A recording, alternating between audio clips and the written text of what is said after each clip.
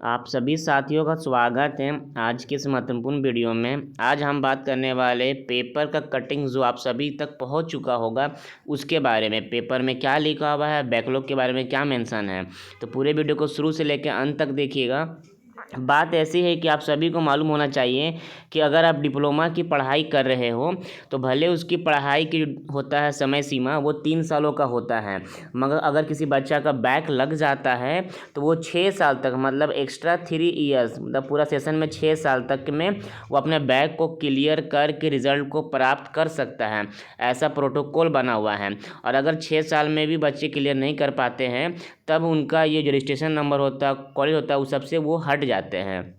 इसी प्रकार से जो 2012 के बैच के सीनियर्स हमारे हुए जिनका बैच था 12-15, अगर ये 15 तक में क्लियर नहीं कर पाए थे मतलब पढ़ाई के दौरान, और 15 के बाद से लेकर 18 के बीच में भी अगर क्लियर नहीं कर पाए थे तो अभी 2022 चल रहा है, इस समय उनको मौका नहीं मिलने वाला था।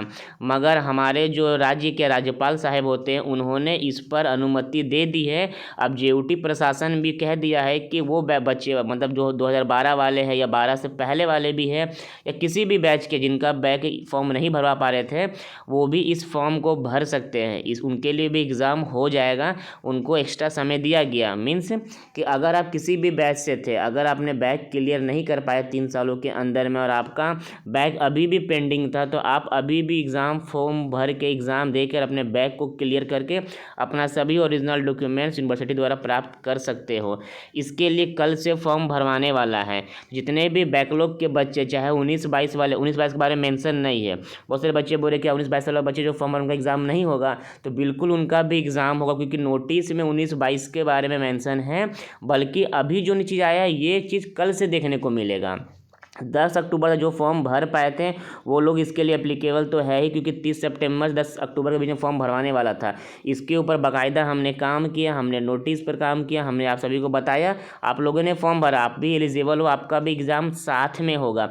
इसके अलावा जो पहले बैच वाले स्टूडेंट सब थे उन सभी का भी बैकलॉग का नोटिस आ चुका है, कल से आप सभी का फॉर्म भरवाने वाला है। तो इस वीडियो को देखने वाले अगर आपके किसी सीनियर जान पहचान है जिनका बैक पेंडिंग था, फॉर्म नहीं भर पाए थे, तो उनको जरूर शेयर कीजिएगा ताकि उनको ये सुनहरा मौका मिल सके। इसमें लिखा हुआ पॉलिटेक्निक कॉलेज में डिप्लोमा के वैसे स्टूडेंट के लिए बड़ी खबर है जिनकी रजिस्ट्रेशन अवधि समाप्त हो गई थी और पढ़ाई पूरा करने की उम्मीद लगभग छोड़ चुके थे। अब ऐसे स्टूडेंट परीक्षा में शामिल होकर अपना रिजल्ट क्लियर कर सकते हैं। मामला झारखंड यूनिवर्सिटी ऑफ टेक्नोलॉजी से संबंधित है। इस यूनिवर्सिटी के अंतर्गत आने वाले पॉलिटेक्निक कॉलेजेस के 300 से अधिक छात्रों का रजिस्ट्रेशन समाप्त हो गया था। इसके बाद यूनिवर्सिटी प्रशासन द्वारा रजिस्ट्रेशन समाप्त हो जाने से संबंधित मामले में राज्य भवन को अवगत कराते हुए मार्गदर्शन मांगा गया था। मतलब जेयूटी बता रहा था राज्य भवन को, राज्यपाल साहब को, सर ऐसा ऐसा बात है, बहुत सारे बच्चे पेंडिंग में हैं। तो राज्यपाल साहब ने आप सभी के छात्र हित को देखते हुए उस पर फैसला लिया है। इसलिए मैं कहता हूं कि अगर आपका बैक लगा है तो बैक का क्लियर का फॉर्म निकल चुका था, उसको आप भर चुके होंगे, और फिर भी छूट जाएगा तो कल से आप भर सकते हो। इसके बारे में जो भी अधिक जानकारी होगी आप लोग खुद से जाकर नोटिस को प्राप्त करिए, आपके पे कॉलेज में नोटिस जा चुका है। सबसे महत्वपूर्ण बात क्या है, जो बच्चे भी पढ़ाई कर रहे चाहे फर्स्ट ईयर में हो, सेकेंड ईयर में हो या फिर थर्ड ईयर में हो, अगर आपका बैक लगा है या फिर आपको लगता है कि बैक लगेगा तो क्या हो सकता है, इसमें लिखा हुआ पॉलिटेक्निक कॉलेज में 6 साल होती है रजिस्ट्रेशन अवधि, मतलब 6 साल के बीच में अपना बैक को क्लियर करके आप अपना ओरिजिनल डॉक्यूमेंट्स को प्राप्त कर सकते हो। जैसे 6 साल बीत जाएगा फिर कोई भी मौका नहीं मिलेगा। ये तो स्पेशल केस था कि इस बार मौका मिल गया। इसमें लिखा हुआ झारखंड टेक्निकल यूनिवर्सिटी के अंतर्गत के पॉलिटेक्निक कॉलेजेस में पढ़ रहे छात्रों का रजिस्ट्रेशन अवधि 6 साल की होती है, यानी हर 6 साल के अंदर पूरी पढ़ाई करनी पड़ती है। ये जो लाइन है बहुत इंपॉर्टेंट लाइन है, कोई बताएगा नहीं आप सभी को। निर्धारित समय में रिजल्ट क्लियर नहीं हुआ तो संबंधित छात्र आगे की पढ़ाई पूरी नहीं कर सकते हैं, उनको दोबारा डिप्लोमा पढ़ना पड़ जाएगा। ये था आप सभी का नोटिस। अब जो वैसे बच्चे जो इस बातों को सुनने के बाद जिनको फॉर्म भरना है, जो उस कैटेगरी में आते हैं, उनका चालान कहाँ से मिलेगा, कैसे फॉर्म भरेंगे, चलिए मैं दिखा देता हूँ।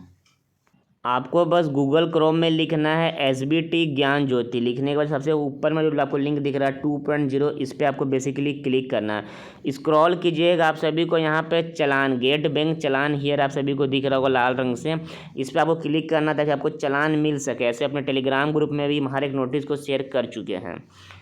यहाँ करिएगा। फिर जो चालान का फॉर्मेट आप देख के खुद से फॉर्म को भर सकते हो। अगर आप बैकलॉग के लिए फॉर्म को भर रहे हो तो आपको मालूम होना चाहिए कि यहाँ पे आपको कोर्स में लिखना होगा डिप्लोमा, और जो लिखा हुआ है सेमेस्टर, तो जिस भी सेमेस्टर में बैक लगा है उसके बारे में यहाँ मेंशन करना है आप सभी को।